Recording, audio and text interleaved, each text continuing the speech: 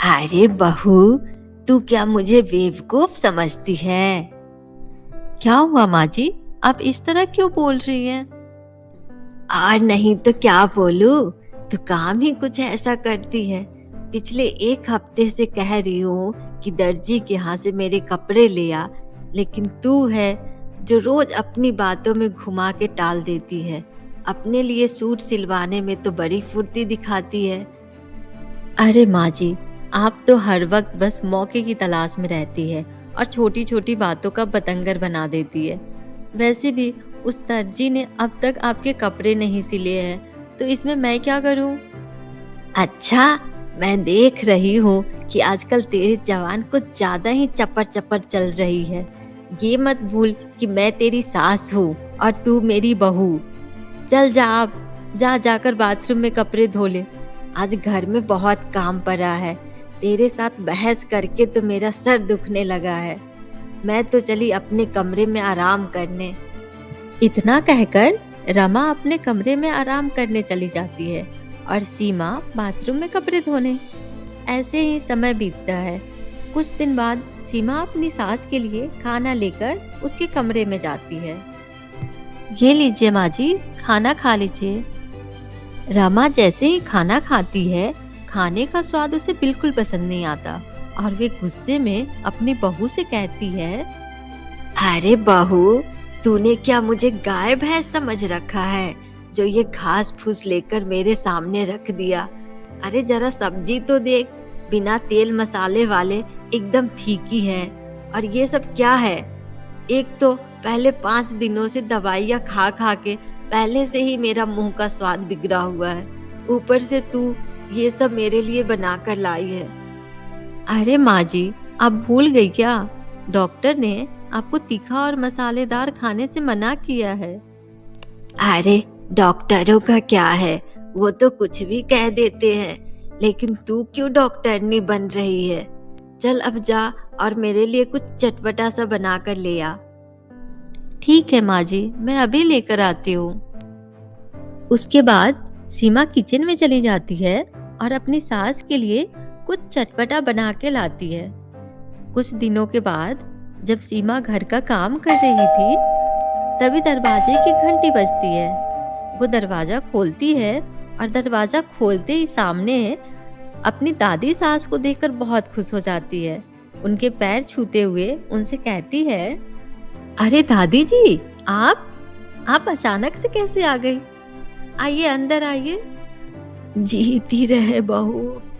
अरे तू तो पहले से भी ज्यादा सुंदर हो गई है। तभी वहां पर सुरेश आ जाता है और दादी के पैर छूते हुए कहता है, अरे क्या बात है दादी, बड़े दिनों के बाद आपको हमारी याद आई। इस बार मैं आपको वापस जाने नहीं दूंगा। अरे तू चिंता मत कर बेटा, इस बार मैं यहाँ आराम से कुछ दिन बिताकर ही जाऊंगी। लेकिन रमा कहीं नजर नहीं आ रही। तभी रमा वहां आ जाती है। पाए लागू माँ जी। जानकी हंसते हुए कहती है, अरे रमा, कितनी मोटी हो गई है रे तू। लगता है तेरे चटोरेपन की आदत अभी तक नहीं गई। अच्छा सुन, मैं बहुत थक गई हूँ। जल्दी से मेरे लिए एक गिलास ठंडा शरबत तो ले आ। तभी रमा सीमा को शरबत लाने कहती है। ये देख जानकी रमा से कहती है, अरे बड़ी चालाक है तू। मैंने तुझे शरबत लाने के लिए कहा और तू उस बेचारी सीमा को क्यों भेज रही है? वैसे भी इसकी हालत देखकर लगता है घर के सारे काम ये बेचारी अकेले ही करती होगी। फिर रमा शरबत लेने किचन में चली जाती है। उसी शाम, अरे सीमा बहू, मैंने यहाँ के शिव मंदिर की बहुत तारीफ सुनी है। चल आज मुझे उस मंदिर के दर्शन करा ला। अपनी सास की बात सुनकर रमा कहती है, अरे आप चिंता मत करिए माँ जी, मैं अभी तैयार होकर आती हूँ और आपको मंदिर लेकर चलती हूँ। अरे तुझसे किसने कहा चलने के लिए? मैं तो सीमा बहू को लेकर जा रही हूँ और तू भी हमारे साथ चलेगी तो घर में खाना कौन बनाएगा? एक काम कर, तू घर पर रह और हमारे आने तक मेरे लिए आलू के पराठे और काजू बादाम डालकर बढ़िया सा खीर बना कर रखना। अरे सीमा बहू, तू जल्दी से तैयार हो जा, देर हो रही है। चल जल्दी कर, फिर हम दोनों चलते हैं। थोड़ी देर के बाद सीमा तैयार होके आती है और जानकी को मंदिर दिखाने के लिए लेकर जाती है। वहीं दूसरी तरफ रमा किचन में खाना बनाते बनाते अपने आप से बड़बड़ाती है। ये बुढ़िया इस घर में क्यों आई है? मेरा तो जीना हराम हो गया है। जब देखो मेरी बहू के सामने नीचा दिखाने लगती है। इसका तो कुछ न कुछ करना पड़ेगा, आखिर मेरा नाम भी रमा है। वहीं दूसरी तरफ जानकी और सीमा मंदिर पहुंचते हैं और भगवान के दर्शन करने के बाद जानकी सीमा से कहती है, सीमा बहू, तेरी सास रमा की बातों का बुरा मत मानना।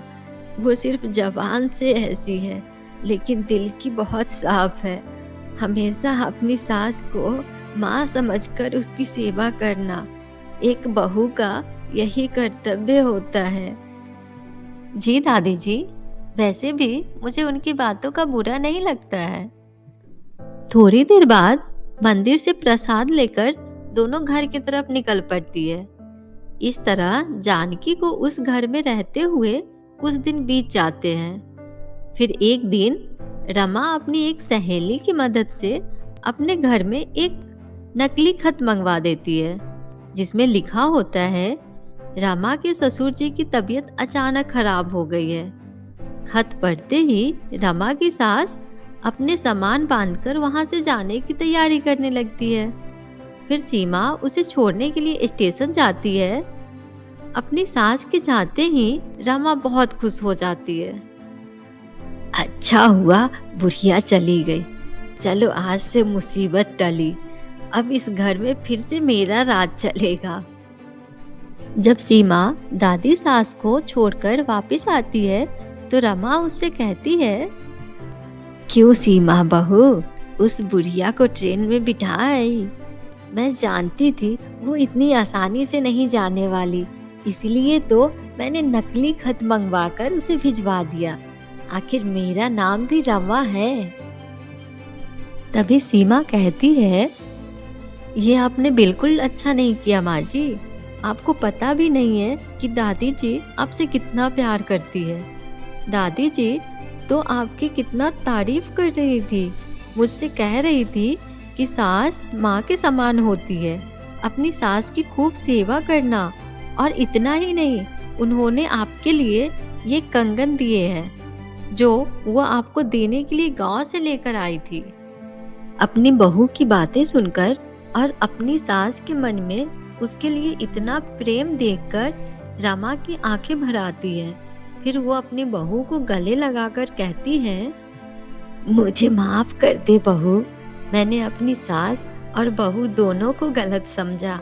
मैं तो भूल ही गई थी कि सास भी आखिर बहू होती है।